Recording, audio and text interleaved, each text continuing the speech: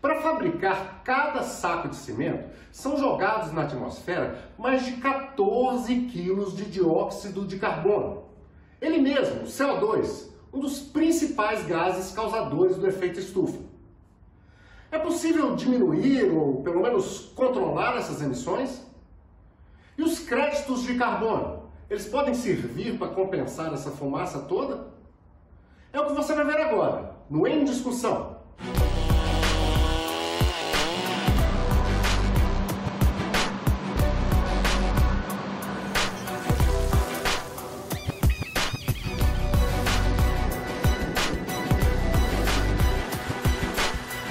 Os instrumentos do artigo 6 do Acordo de Paris podem gerar receitas líquidas de 19 a 27 bilhões para o Brasil, só no período até 2030. A gente às vezes foca demais no governo federal e a gente sabe que tem muitos governos estaduais e municipais atuando de forma hiper importante. Nós tivemos muitas oportunidades de estruturar um sistema de comércio de emissões no Brasil, mas isso não aconteceu. A emergência do clima e os seus danos já são irreversíveis.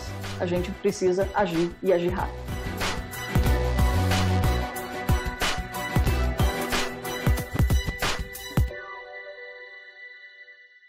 A indústria do cimento é a segunda maior poluidora, tanto no Brasil quanto no mundo. Ainda perde para a siderurgia, mas o aumento da demanda indica que deve passar a ser o primeiro lugar, apesar dos esforços feitos para diminuir as emissões. Em termos de emissão específica, passar de 564 kg de CO2 aqui no pontilhado, quilo de CO2 por tonelada de cimento produzido, um valor que é referência internacional, para ambiciosos 375 quilos. Ou seja, o que estamos aqui propondo é reduzir em 33% a nossa emissão, ao mesmo tempo em que esperamos um aumento de 70% na produção de cimento. Mais de 14 quilos de fumaça para cada saco de cimento. E o mundo vai continuar a consumir cada vez mais cimento. Tem como compensar isso? Assinado por 195 países, o Acordo de Paris tem como objetivo reduzir a emissão de gases do efeito estufa para limitar o aumento médio da temperatura global a 2 graus Celsius, na comparação com a média pré-industrial. O artigo 6 do acordo permite a criação de um mercado de carbono, tanto doméstico quanto internacional. O Acordo de Paris hoje tem mais de 190 países membros, o que faz dele um acordo praticamente universal, um acordo em que quase todos os governos do mundo se comprometeram a cooperar e tomar medidas para combater o aquecimento global. E essa cooperação internacional é muito importante porque as emissões de gases de efeito estufa têm efeitos globais e são cumulativas, ou seja, não adianta apenas um grupo de países se comprometer a limitar suas emissões.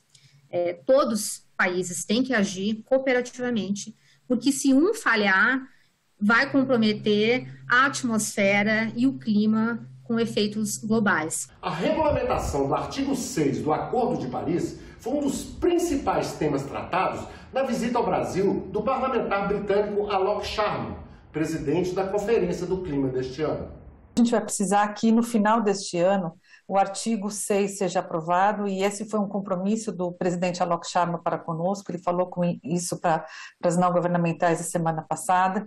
Sem esse mecanismo financeiro, esse mecanismo de mercado vai ser difícil. Ele falou em relação ao artigo 6, por exemplo, que o CEBEDES se debruça há 5 anos aí cuidando disso. Ele falou, se continuar, há 6 anos que se fala desse acordo do artigo 6, se continuarmos e não chegarmos num entrosamento, num acordo com isso, num consenso com isso, eu desisto, a gente desiste, porque não é possível que o que foi tentado em 6 anos ainda não se consiga. Vale dizer que o Brasil precisa levar uma proposta de acordo sobre ajustes correspondentes, porque nós temos sido o agente bloqueador, um dos principais nessa matéria. Então, o mercado de carbono sim, mas a gente precisa fazer a nossa parte. Tem oportunidades de o Brasil se engajar nos mercados de carbono do Acordo de Paris.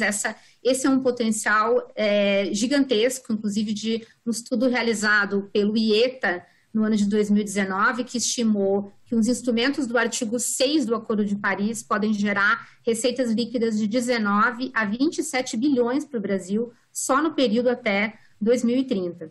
A regulamentação do artigo 6 do Acordo de Paris iria criar um mercado internacional de crédito de carbono.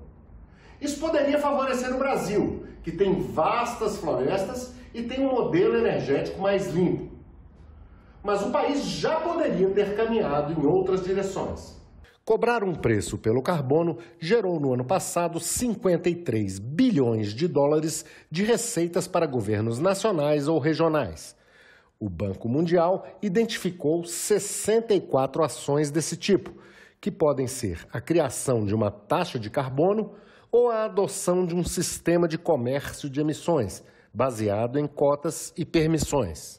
O governo estabelece um limite de emissões de gases de efeito estufa aplicável a um determinado setor e distribui permissões correspondentes a essa quantidade de emissões autorizada, de modo que os agentes dentro desses setores regulados só podem emitir carbono se tiverem permissões equivalentes a cada unidade de CO2 emitido. E aí assim se estabelece um mercado entre os agentes regulados, que podem transferir essas permissões entre si conforme sejam mais ou menos eficientes no controle das suas emissões de gases de efeito estufa. Destacar agora o papel mais do que nunca importante dos governos subnacionais. Os governadores, os prefeitos e as prefeitas são fundamentais. A gente às vezes foca demais no governo federal e a gente sabe que tem muitos governos estaduais e municipais atuando de forma hiper importante. Muitos países e vários governos estaduais e provinciais ao redor do mundo já criaram seus próprios sistemas de comércio de emissões. Mas nenhuma iniciativa ainda foi posta em prática no Brasil. Veja. Os mercados de carbono são vistos como um mecanismo eficiente de precificação de carbono, capaz de mobilizar uma maior redução de emissões de gases de efeito estufa, porque acabam incentivando o desenvolvimento de novas tecnologias de baixo carbono como uma alternativa para as empresas no lugar de comprar permissões de carbono. Se o Brasil criar um mercado semelhante, portanto, vai estar sedimentando um ambiente favorável para que as empresas brasileiras possam reduzir as suas emissões de gases de efeito estufa de uma forma organizada, gradual e capaz de preparar o mercado brasileiro para a nova economia descarbonizada. Um sistema brasileiro de comércio de emissões. É claro que ele seria restrito no começo das emissões industriais e depois de energia, tá? Porque não existe sistema de comércio de emissões para agricultura e floresta em lugar nenhum no mundo, mas isso pegaria as 20%, 30% das nossas emissões, mas nos daria também um balizamento, tá, para o próprio setor nosso industrial, de mostrar que ele vai continuar na sua trajetória de baixo carbono. Isso vai nos trazer benefícios. Precisamos que esse instrumento do mercado de carbono venha acompanhado também de algum dispositivo que preveja que ele não vire um instrumento de especulação financeira, mas que ele possa gerar oportunidade, renda e desenvolvimento para quem está na ponta. Até porque, como nos lembra o próprio Acordo de Paris, a agenda do clima precisa ser também uma agenda de combate à pobreza.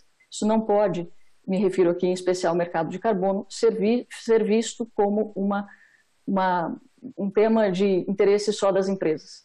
O projeto de lei que cria o mercado de crédito de carbono no Brasil foi apresentado pelo deputado Marcelo Ramos, do PL do Amazonas, no início do ano. Era um assunto que a gente esperava ter visto o protagonismo do Executivo, mas o deputado federal Marcelo e o Parlamento tomaram a dianteira, apresentando o PL 528 de 2021. Esse projeto é particularmente importante porque a falta de regulação nacional nos coloca numa posição desfavorável em relação à velocidade da descarbonização da nossa economia. Existem recursos hoje que poderiam estar sendo usados no Brasil, estarem sendo empregados no Brasil e estão em outros países que já contam uma legislação mais avançada nesse sentido. Precisamos de políticas que estruturem aquele orçamento de carbono que eu mencionei no começo, políticas setoriais organizadas que coloquem um preço no carbono, ao mesmo tempo em que garantam a competitividade da indústria nacional. E precisamos criar uma infraestrutura mínima capaz de contabilizar adequadamente as emissões de gases de efeito estufa da economia brasileira e, assim também, as reduções de emissões de gases de efeito estufa que o Brasil possa vender para outros países no contexto dos mercados do artigo 6 do Acordo de Paris. Nós tivemos muitas oportunidades, como já foi dito pela Caroline anteriormente, de estruturar um sistema de comércio de emissões no Brasil, mas isso não aconteceu. E acredito que o PL do deputado Marcelo Ramos nos ajuda nessa direção. Eu perguntaria, já que faltou iniciativa por parte do governo, e também outras iniciativas legislativas importantes sobre a questão do carbono, se o projeto dele foi debatido, se ele é importante, se há observações sobre ele, ou se carece ainda uma formatação mais próxima daquilo que seria a iniciativa correta para tratar da questão do carbono. Vamos ver então alguns pontos do projeto de lei que cria o Mercado Brasileiro de Redução de Emissões. A proposta foi aprovada em uma comissão da Câmara, mas ainda tem de ser analisada em outras 3 comissões antes de vir para o Senado. O texto cria um sistema para registro de projetos de redução ou remoção de gases do efeito estufa, o SNRI. Esse sistema vai garantir a segurança das negociações e também deve contabilizar todas as transações nacionais e internacionais originadas no Brasil. Os padrões de certificação devem atender à norma técnica da ABNT sobre o mercado voluntário de carbono, ou ainda outras normas internacionais reconhecidas pela Organização das Nações Unidas. A gente tem que ter um sistema nacional que seja um registro público e transparente dos créditos de carbono que a gente vai vender, seja no Consia, seja no mercado voluntário, no artigo 6. Isso o PL 528, ele já considera, eu participei do substitutivo agora, junto com a equipe do SEBED e de outras empresas, isso já está lá dentro. A gente ajudou também no PL 528, que prepara o Brasil para fazer o seu comércio de emissão e prepara para esse mercado global que o artigo 6 antecipa, busca regular dentro das regras do Acordo de Paris. Mas não basta o artigo 6, não basta esse mecanismo econômico. Nós vamos precisar de muitos outros mecanismos financeiros para fazer o volume de restauração florestal que a gente precisa. A sessão temática aconteceu no mesmo dia em que o painel intergovernamental sobre mudanças climáticas, o IPCC, divulgou o relatório concluindo que o aquecimento global é irreversível. A coincidência não passou em branco, veja. Para dizer da importância dessa sessão, sai publicado hoje o novo relatório do IPCC, o Fórum Intergovernamental exatamente da questão climática, com notícias aterradoras. Se não bastasse a pandemia, que, a meu juízo, em parte também é consequência, é uma das zoonoses consequências dos maus tratos que nós humanos estamos dando ao planeta, hoje sai um relatório contundente, preocupante, com cenários que nós precisamos atentar. É a primeira vez que o IPCC quantifica realmente a influência humana no aumento da temperatura, então do 1,09 graus centígrados de aumento desde os níveis pré-industriais, 1,07 são consequência da ação humana. Isso é uma mensagem muito forte para um governo negacionista como o governo Bolsonaro, que se não questiona mudanças climáticas, questiona pelo menos a influência humana sobre as alterações climáticas. A gente tem a saída, a liberação desse relatório de 3.949 páginas, que levou 8 anos para ser produzido, envolveu centenas de cientistas, e que nos oferece um panorama com a melhor ciência disponível da situação do estado da mudança do clima no mundo.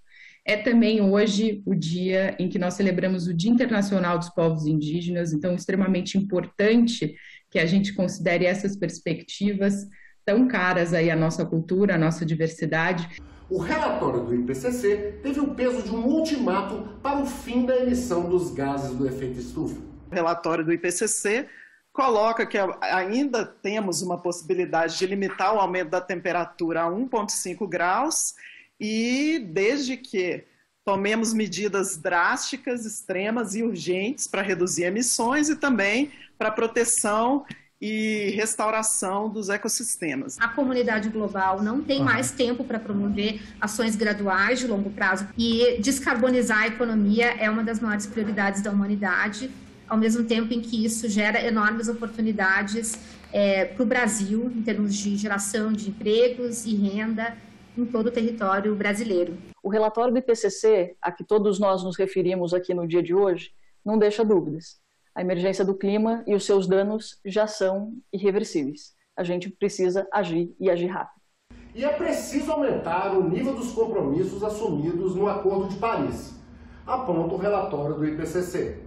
O relatório aponta de maneira inequívoca que precisamos ter compromissos de descarbonização das economias numa escala ainda mais alta e numa velocidade muito mais rápida do que no ritmo atual das negociações diplomáticas tem alcançado no âmbito do Acordo de Paris, se quisermos que as catástrofes climáticas parem de crescer em ritmo exponencial e de destruir vidas, recursos naturais e patrimônios e aumentar a miséria no mundo. Fica claro que os números com os quais nós trabalhávamos quando o Acordo de Paris foi feito são insuficientes. Os cenários apontados no documento mostram que dificilmente nós conseguiremos trabalhar com o limite mais ambicioso do Acordo de Paris de 1,5 graus.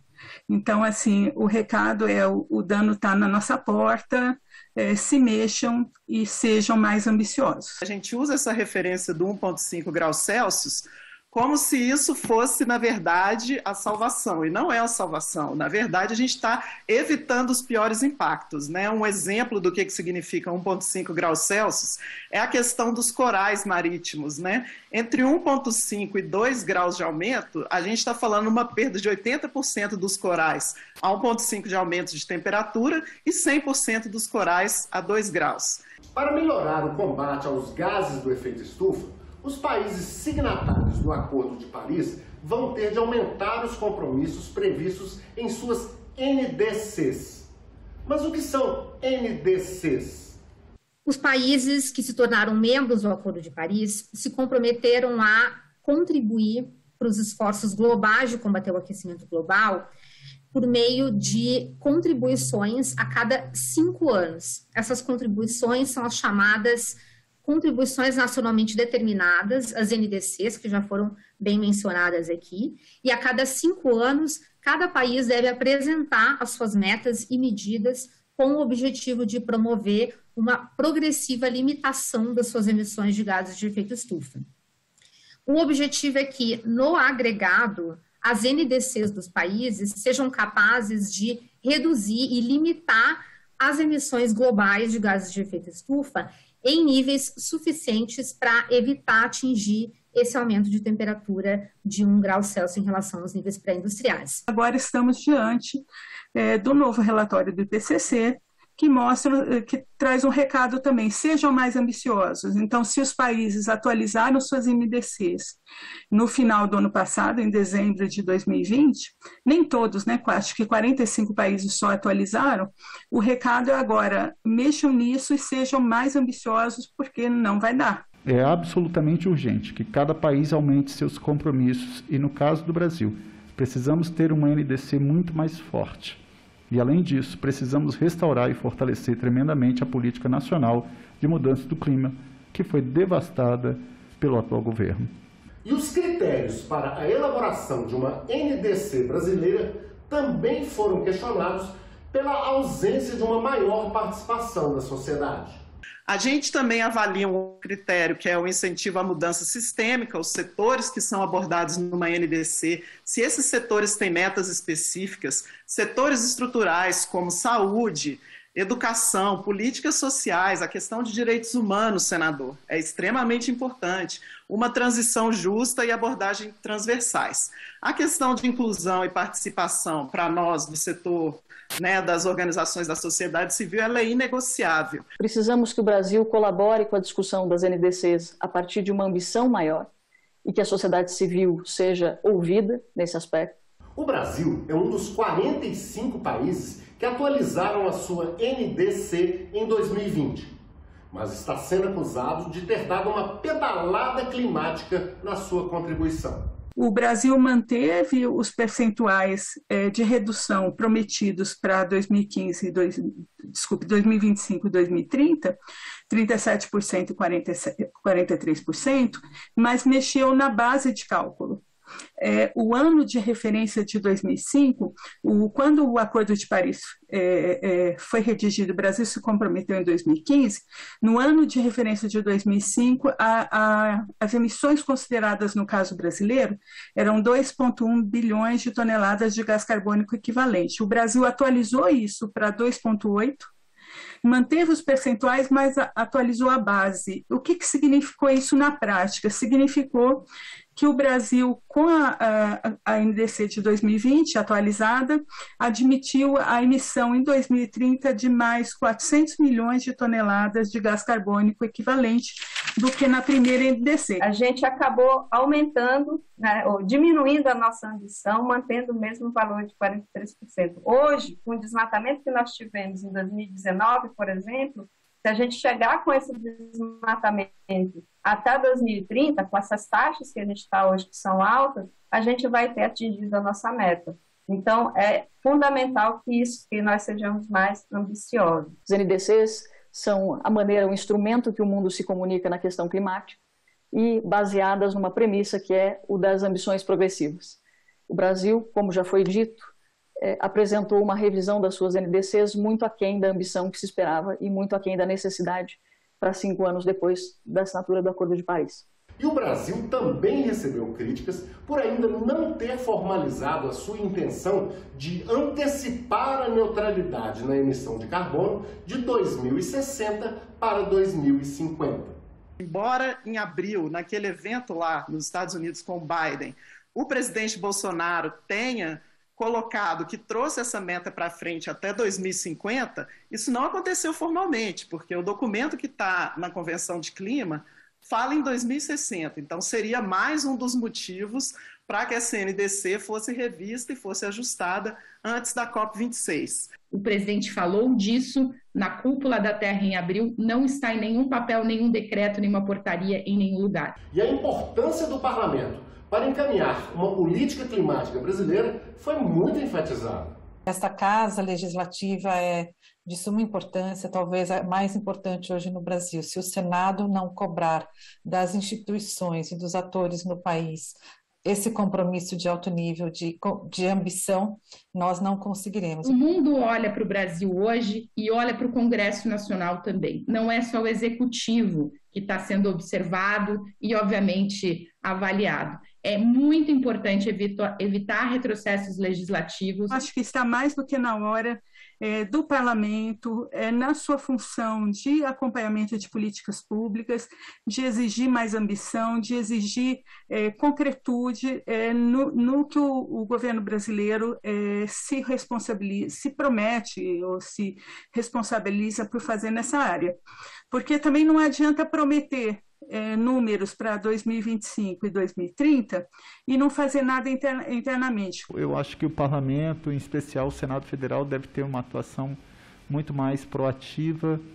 Aliás, eu acho que como um todo, nós temos que deixar de ter um posicionamento reativo, mas partir também para um comportamento mais proeficiente, mais proativo. Você certamente ainda vai ver muito debate sobre esse assunto aqui no Senado. Então, gostou do programa? Compartilhe. Obrigado a você que esteve com a gente e até o próximo Em Discussão.